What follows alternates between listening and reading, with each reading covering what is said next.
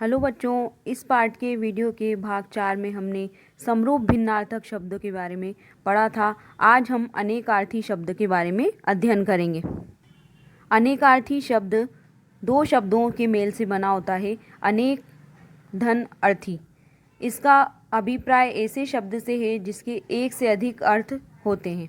इस प्रकार एक से अधिक अर्थ रखने वाले शब्द अनेकार्थी शब्द कहलाते हैं, जैसे अंबर और कर। इन शब्दों को अनेक अर्थों में प्रयोग किया जा सकता है। अंबर का अर्थ है आकाश, वस्त्र और बादल, और कर का अर्थ है हाथ, किरण और हाथी की सूंड। अतः अंबर और कर के अनेकार्थी शब्द हैं, यानी ये शब्द तो एक हैं लेकिन इनके अर्थ एक से अधिक निकलते हैं। जैसे यहाँ कुछ चित्र के माध्यम से उदाहरण दिए गए हैं।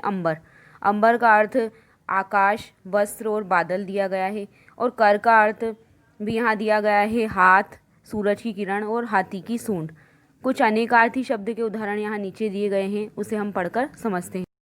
अंक का अर्थ होता है निशान, गिनती की संख्या। नाटक का अध्याय, गोद। यानी ये शब्द एक है लेकिन इसके एक से ज़्यादा अर्थ हैं, इसलिए अनेकार्थी शब्द है। अंग का अर्थ होता है शरीर, शरीर का कोई हिस्सा, अंश, शाखा। अपेक्षा का अर्थ होता है आशा, इच्छा। तुलना में दो वस्तुओं या व्यक्तियों में तुलना की जाती है, उसकी यहाँ बात की जा रही है। और आवश्यकता, जरूरत। अर्थ का अर्थ होता है धन, अभिप्राय, निमित्त, ऐश्वर्य। उत्तर का अर्थ होता है एक दिशा, हल, जवाब। कल का अर्थ होता है मधुर ध्वनि, सुंदर, मशीन, चैन, बीता हुआ दिन, अगला दिन। काल का अर्थ होता है मृत्यु, अकाल, यमराज, समय। कुल का अर्थ होता है संघ, परिवार, वंश, संपूर्ण। दल का अर्थ होता है समूह, सेना, पत्ता। तो ये सारे जो मैं उदाहरण आपको बता रही हूँ, ये शब्द एक हैं लेकिन इनके एक से ज़्यादा अर्थ निकल रहे हैं, तो ये सब अनेकार्थी शब्द के उदाहरण हैं। पद का अर्थ होता है ओहदा, छंद का चरण, गीत, शब्द। पत्र का अर्थ होता है पंख, चिट्ठी, पत्ता, समाचार पत्र। फल का अर्थ होता है परिणाम, लाभ, भाले की नोक, मेवा। बल का अर्थ होता है शक्ति, सेना, सहारा, चक्कर, मोड़। मान का अर्थ होता है सम्मान, घमंड, माप। मुद्रा का अर्थ होता है सिक्का, मोहर, अंगूठी, छाप, चिन्ह, आकृति। योग का अर्थ होता है मेल, लगाव, मन की साधना, ध्यान, कुल, जोड़, शुभकाल। शुभकाल मतलब अच्छा समय। वर का अर्थ होता है दूल्हा, श्रेष्ठ, वरदान, वर्ण करने योग्य।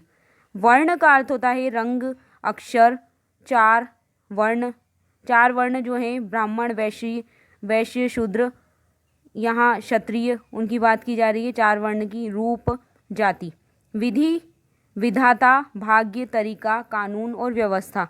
इतने सारे अर्थ निकलते हैं विधि शब्द के। वार का अर्थ है प्रहार, सप्ताह के दिन, बारी। सुधा का अर्थ है अमृत, दूध, जल, गंगा, मधु यानी होता है शहद, पुष्प रस, फूलों का रस। सार का अर्थ होता है निष्कर्ष यानी नतीजा, रस, तत्व, बल, लोहा। सूत का अर्थ होता है धागा, बढ़ई, सारथी।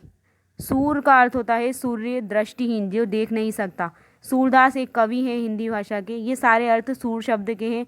इस प्रकार ये सारे उदाहरण मैंने आपको बताए, ये सब अनेकार्थी शब्द के उदाहरण हैं, यानी एक शब्द के एक से ज़्यादा अर्थ होना अनेकार्थी शब्द कहलाते हैं। इस प्रकार हमने अनेकार्थी शब्दों के बारे में पूरा पढ़ लिया है। आगे इस पाठ के वीडियो के भाग 6 में हम अनेक शब्दों के लिए एक शब्द पढ़ेंगे। धन्यवाद।